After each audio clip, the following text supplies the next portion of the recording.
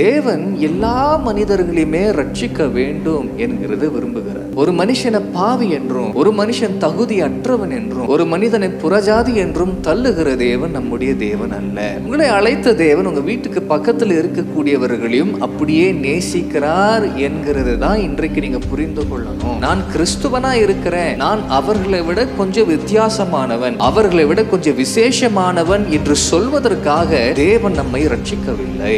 அவர்கள் ரட்சிக்கப்பட வேண்டுமா? பக்கத்தில் இருக்கிறவங்க, நமக்கு தெரிந்தவர்கள், நம்முடைய உறவினர்கள், பாவத்தில் இருக்கிறவங்க, இல்ல மீறுதல்களில் ஈடுபடுகிறவர்கள், இவர்கள் ரட்சிக்கப்பட வேண்டுமா, ரட்சிக்கப்பட கூடாதா என்று சொல்லி முடிவு செய்யக்கூடிய அதிகாரம் நம்ம கையில இல்ல. நம்ம கையில நிச்சயமாகவே இல்ல. ரட்சிக்கப்பட்டு இருக்கிற எனக்கு சத்தியம் தெரியும் என்கிற மேன்மையும் மேட்டிமையும் நமக்கு இருப்பது நியாயமும் அல்ல.